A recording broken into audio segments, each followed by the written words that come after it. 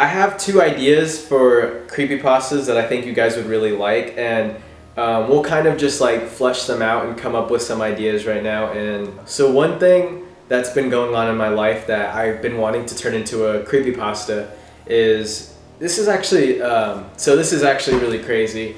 There's this guy who comes into my job. I work at an Italian market, if you guys didn't know. I work in the deli, and there's this guy who comes in, and he's like the generic like poster boy for just pedophiles. Like he just looks like a generic pedophile. If you Googled pedophile, he would come up. He definitely is 60 years plus.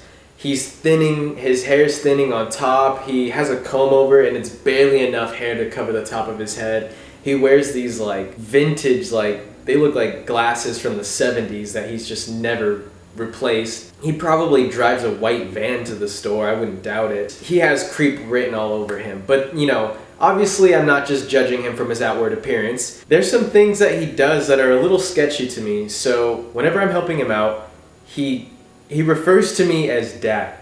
And there's been tons of times where he's just referred to me as dad. Whenever I'm helping him, he'll order stuff and be like, hey, how's it going, dad? And the way he says it is a little off-putting. And you know, the last couple times I've kind of just shrugged it off, like whatever, you know, no big deal. But it's kind of progressed and it's become more weird to the point to where if he's ordering something, he'll ask like for things, he'll specify certain things like put this on the side or do this and that. And for each thing, he'll say, thanks, dad. And like, he'll tilt his head like, I don't know. It's like something out of a horror movie. There was one day, the most recent interaction I've had with him, which was like, I don't know, 3 weeks ago, maybe a little bit longer than that. He came in, he ordered a sandwich, and just as usual, he called me dad. He referred to me as that. And the way like the sandwich board is faced, like I'm facing this way, and the customer's facing you this way. I don't remember what he specified on his sandwich. Maybe it was like to cut it in a certain, you know, divide it up in a certain amount or whatever it was. But I swear I put this on everything in my life. After he asked me to do whatever it was, he said, thanks, daddy, or something along those lines. Whether it was like, cool, daddy, or something like that. But whatever it was, he said, daddy. And like for a moment I stopped and I thought, no, like maybe it's just in my head, you know? That experience right there was enough for me to think of all the different scenarios that could play out if this guy was actually some type of creeper or pedophile. So I thought, what if I turn this circumstance into a creepypasta? So I was thinking, okay, so the premise of the video could be like, guy works at deli, pedophile looking guy refers to him with weird names. We'll say he gives him weird looks. Okay, so what if the scenario is it's a few people closing. This guy comes in towards the end of the day, and through conversation he finds out that I'm gonna end up closing, you know, it's gonna be just me and my manager. So what if he sees that as his opportunity to strike? So we'll just put down like, sees his opportunity to strike. What if he purposefully leaves something behind at the store, like at the front register or something, one of his products, and he calls back? What if I answer and he says, this is so-and-so, I left my stuff at the store.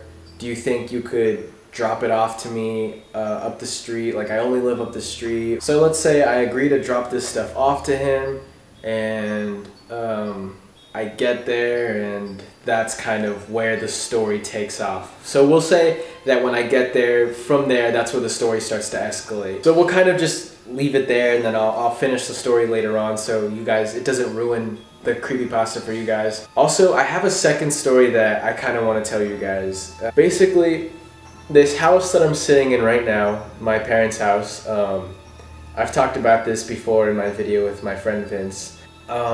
I'm pretty sure that this house is haunted.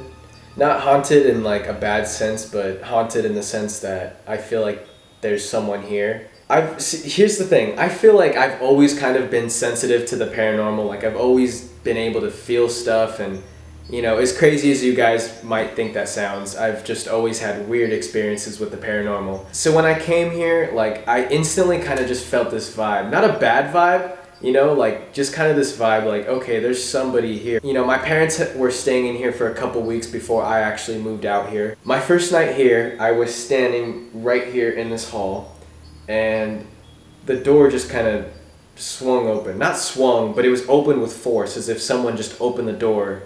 I asked my dad, like, does this door normally open like that? And he was just like, oh, maybe it was just the wind, skeptical dad talk. And the next day was my first day here alone. I'm sitting on the couch, and there's the kitchen over here and the hallway that you can get to the stairs on this side. First day here alone, I was sitting here watching TV, and I kept hearing like footsteps. It felt like footsteps were going back and forth from either side. And I kind of thought, like, okay, maybe someone stayed home from school. And I went upstairs, looked in everyone's rooms, nobody was here. And I kept hearing these footsteps. And even to this day, like, I still hear footsteps. I heard them today before I started recording. I kept this stuff to myself because this was just out of courtesy for my mom, because she's really freaked out by stuff like that. So I didn't want to scare her and say, oh yeah, I feel something in the house. I kept it to myself, and yesterday, on my way over here with my family, my mom tells me that my little brother, he was here all alone all day, and my little brother was using the restroom downstairs, and he said he heard a door open upstairs, or he heard a door open. I don't remember exactly which door it was, but he heard a door open, and he heard footsteps, like repeated footsteps going around. He freaked out because he thought someone was in the house with him, like an intruder or something, and he freaked out, so he waited for the footsteps to go upstairs, and eventually they did, and immediately he ran out the restroom, went through this back door downstairs, he grabbed his skateboard, hopped the fence, and he went outside and texted my brother, like, yo, like, this thing happened, I don't know what to do. Basically, that brought up the conversation to everyone. Like, everyone started kind of admitting their own experiences that they've had in this house alone or at night. And my dad had stories, my mom had stories, my sister, my brother, everyone had stories and experiences in the house of just sounding like there's footsteps, like it just sounds like there's people walking in here. The common theme throughout all the stories is that everyone hears footsteps. That's their experience. That's the one thing that we all have in common, is we're all hearing footsteps. Basically, I want to turn that into a story. I think I can find a way to twist those stories into a way that you guys will enjoy them. I guess that's it for this video. This is something that I want to do more often with you guys, which is just like take something that I'm doing, which is like the creepypastas, the animation, the podcast, like whatever it is that I'm doing. I want to kind of bring you guys along on that journey and kind of work through these things with you guys. And of course, not really like spoiling the final product, but kind of just giving you guys some insight as to like the process and just how it's coming along. And I guess that's it for today's video. I'll see you guys on the next Quest for Progression.